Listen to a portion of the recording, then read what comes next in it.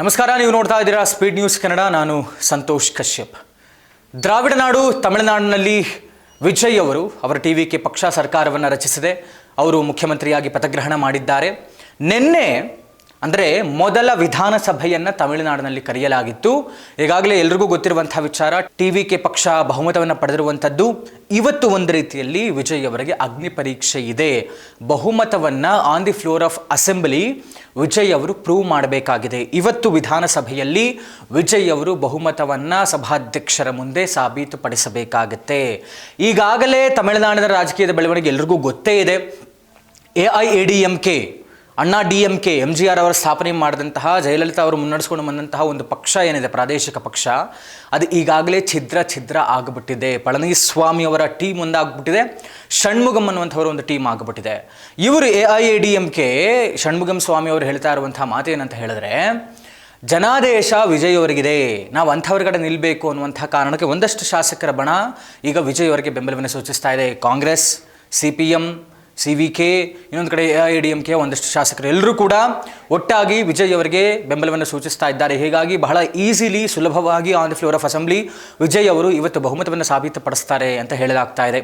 ಈ ಮಧ್ಯೆ ಮುಖ್ಯಮಂತ್ರಿಯಾಗಿ ವಿಜಯ್ ಅವರು ಪದಗ್ರಹಣ ಮಾಡಿದಂಥ ಬೆನ್ನಲ್ಲೇ ಹಲವಾರು ಯೋಜನೆಗಳಿಗೆ ಸಹಿ ಹಾಕಿದ್ರು ಮತ್ತು ವಿಧಾನಸಭೆಯಲ್ಲಿ ತಮ್ಮ ಮೊದಲ ಭಾಷಣದಲ್ಲಿ ಒಂದು ರೀತಿ, ಸಿನಿಮಾ ನಟ ಅಲ್ವಾ, ಒಂದು ರೀತಿ ಬಹಳ ಜೋರಾಗಿ ಒಳ್ಳೆಯ ದಕ್ಷವಾದಂಥ ಒಂದು ಭಾಷಣವನ್ನು ಕೂಡ ಮಾಡಿದ್ದಾರೆ. ಇದರ ಮಧ್ಯೆ 717 ಮದ್ಯದ ಅಂಗಡಿಗಳನ್ನು ತಮಿಳುನಾಡಿನಲ್ಲಿ ಮುಚ್ಚಿಸುವಂಥ ಕೆಲಸ ಮಾಡಿದ್ದಾರೆ. ಅಂದರೆ ಶಾಲೆಗಳು, ದೇವಸ್ಥಾನ, ಚರ್ಚ್, ಮಸೀದಿ ಬಳಿ ಯಾರೂ ಕೂಡ ಈ ಒಂದು ವೈನ್ ಶಾಪ್, ಎಣ್ಣೆ ಅಂಗಡಿಯನ್ನು ತೆಗೆಯುವಂಗಿಲ್ಲ, ಮದ್ಯದ ಅಂಗಡಿಯನ್ನು ತೆಗೆಯೋ ಹಾಗಿಲ್ಲ ಅನ್ನುವಂಥ ಕಾರಣಕ್ಕೆ ಎಲ್ಲವನ್ನು ಕೂಡ ಬರೋಬ್ಬರಿ 717 ಮದ್ಯದ ಅಂಗಡಿಗಳನ್ನು ಕ್ಲೋಸ್ ಮಾಡಿಸಿದ್ದಾರೆ ವಿಜಯ್ ಅವರು. ಈ ಮಧ್ಯೆ ಪ್ರತಿಪಕ್ಷ ನಾಯಕನ ಸ್ಥಾನದಲ್ಲಿ ವಿರೋಧ ಪಕ್ಷದ ನಾಯಕನಾಗಿ MK ಸ್ಟಾಲಿನ್, ಮಾಜಿ ಮುಖ್ಯಮಂತ್ರಿಗಳು, ಅವರು ಸೋತ್ಬಿಟ್ಟಿದ್ದಾರೆ. ಹೀಗಾಗಿ ಮಗನ ಮೇಲೆ ಹೆಚ್ಚಿನ ಜವಾಬ್ದಾರಿ ಇದೆ. ಅವರು ಪಕ್ಷವನ್ನು ಮುನ್ನಡೆಸ್ಕೊಂಡು ಹೋಗಬೇಕು, ಆಡಳಿತ ಪಕ್ಷವನ್ನು ಪ್ರತಿರೋಧ ವ್ಯಕ್ತಪಡಿಸಬೇಕಾಗುತ್ತೆ. ಅಲ್ಲಲ್ಲಿ ಅವರ ಆಡಳಿತ ವಿಫಲ ಆದಂತಹ ಕಾರಣ ಎಲ್ಲವೂ ಕೂಡ ಧ್ವನಿ ಎತ್ತಬೇಕಾಗುತ್ತೆ. ಉದಯನಿಧಿ ಸ್ಟಾಲಿನ್ ಅವರನ್ನ ವಿರೋಧ ಪಕ್ಷದ ನಾಯಕನಾಗಿ ಆಯ್ಕೆ ಮಾಡಿದ್ದಾರೆ. ನಿನ್ನೆ ವಿಧಾನಸಭೆಯಲ್ಲಿ ಉದಯನಿಧಿ ಸ್ಟಾಲಿನ್ ಅವರು ಸ್ಪೀಚ್ ಮಾಡ್ತಾರೆ.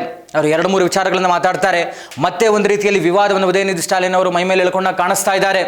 ಉದಯನಿಧಿ ಸ್ಟಾಲಿನ್ ಹೇಳ್ತಾರೆ, ನಾನು ಮತ್ತು ವಿಜಯ್, ಸಿಟ್ಟಿಂಗ್ CM ವಿಜಯ್ ಒಂದೇ ಕಾಲೇಜ್ನಲ್ಲಿ ಓದ್ದವರು. ಆದರೆ ಇಲ್ಲಿ ಆಡಳಿತದ ದೃಷ್ಟಿಯಿಂದ, ರಾಜಕೀಯದ ದೃಷ್ಟಿಯಿಂದ ನಾವು ಸೀನಿಯರು, ನಮಗನುಭವ ಜಾಸ್ತಿ ಇದೆ, ನಾವು ಅದನ್ನು ಮುಂದಿನ ದಿನಗಳಲ್ಲಿ ಇವರಿಗೆ ಹೇಳ್ಕೊಡುವಂತಹ ಕೆಲಸವನ್ನು ಮಾಡ್ತೇವೆ ಅಂತ ಉದಯನಿಧಿ ಸ್ಟಾಲಿನ್ ಹೇಳ್ತಾರೆ. ಆವಾಗ ಒಂದು ಸಣ್ಣ ಕಿರಣಗೆ ವಿಜಯ್ ಅವರು ಬೀಳ್ತಾರೆ. ಇದೆಲ್ಲದಕ್ಕೂ ಮಧ್ಯ ಅಂದರೆ ಭಾಷಣವನ್ನು ಮುಗಿಸುವ ಹಂತದಲ್ಲಿ ಉದಯನಿಧಿ ಸ್ಟಾಲಿನ್ ಅವರು ಹೇಳ್ತಾರೆ, ಮತ್ತೊಮ್ಮೆ ಈ ಸನಾತನ ಧರ್ಮವನ್ನು ನಿರ್ಮೂಲನೆ ಮಾಡುವಂಥ ಹೇಳಿಕೆಯನ್ನು ಮತ್ತೆ ಕೊಟ್ಟಿದ್ದಾರೆ ಉದಯನಿಧಿ ಸ್ಟಾಲಿನ್ ಅವರು. ಉದಯನಿಧಿ ಸ್ಟಾಲಿನ್ ಈ ಹಿಂದೆ ವಿವಾದಕ್ಕೀಡಾಗಿದ್ದಂಥದ್ದು, DMK ಸೋಲಿಗೆ ಕಾರಣ ಅಂತಲೂ ಕೂಡ ಬಯಸಿದಂಥದ್ದು, ಈ ಒಂದು ಸನಾತನ ಧರ್ಮವನ್ನು ಡೆಂಗ್ಯೂ ಮಲೇರಿಯಾ ರೋಗಕ್ಕೆ ಹೋಲಿಸಿದ್ರು ಅವರು, ಅಪ್ಪ ಮಕ್ಕಳು ಸೇರಿಕೊಂಡು.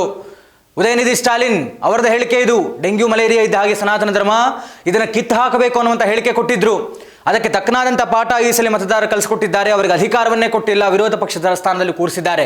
ಬಟ್ ಸ್ಟಿಲ್ ಪ್ರಾರಂಭದ ದಿವಸ, ಮೊದಲ ವಿಧಾನಸಭಾ ಅಧಿವೇಶನ, ವಿರೋಧ ಪಕ್ಷದ ನಾಯಕರಾಗಿ ಉದಯನಿಧಿ ಸ್ಟಾಲಿನ್ ಮಾತಾಡ್ತಾ ಇದ್ದಾರೆ. ಭಾಷಣದ ಕೊನೆಯಲ್ಲಿ ಹೇಳುತ್ತಾರೆ, ತಮಿಳುನಾಡಿನಲ್ಲಿ ನಾವೆಲ್ಲರೂ ಒಟ್ಟಾಗಿ ಸೇರಿಕೊಂಡು ಈ ಸನಾತನ ಧರ್ಮವನ್ನು ಕಿತ್ತೊಗೆಬೇಕು ಅಂತ ಹೇಳ್ತಾ ಇದ್ದಾರೆ. ನಾಚಿಕೆ ಆಗಬೇಕು ಮತ್ತೊಮ್ಮೆ ಉದಯನಿಧಿ ಸ್ಟಾಲಿನ್ ಅವರಿಗೆ. ಆ ಮಾತನ್ನು ಕೇಳಿಸ್ಕೊಂಡು ಕಡೆಯಲ್ಲಿ ನಮಸ್ಕಾರ ಮಾಡಿದಂಥ ವಿಜಯ್ ಅವರ ಮನಸ್ಥಿತಿಯೋ ಏನು ಅನ್ನುವಂಥದ್ದನ್ನು ನಾವು ಅರ್ಥ ಮಾಡ್ಕೊಳ್ಬೇಕಾಗಿದೆ. ಹಾಗಾದರೆ ಹಿಂದುತ್ವ, ಸನಾತನ ಧರ್ಮದ ವಿರೋಧವನ್ನು ಈ ಪ್ರಾದೇಶಿಕ ಪಕ್ಷಗಳು ಮಾಡ್ತಾ ಇದೆ ಅನ್ನುವಂಥದ್ದನ್ನು ಅರ್ಥ ಮಾಡ್ಕೊಳ್ಬೇಕು. ಜನಾದೇಶ ಏನು ತಮಿಳುನಾಡು ಜನತೆ ಕೊಟ್ಟಿದ್ದಾರೆ ಗೊತ್ತಿಲ್ಲ, ಯಾವ ರೀತಿಯಾದಂಥ ಆಡಳಿತವನ್ನು ಕೊಡ್ತಾರೆ ವಿಜಯ್ TVK ಪಕ್ಷ ಅಂತ ಹೇಳ್ಕೊಳ್ತಾ ಇರೋದೇ ಸೆಕ್ಯುಲರ್, ಜಾತ್ಯತೀತ ಅಂತ.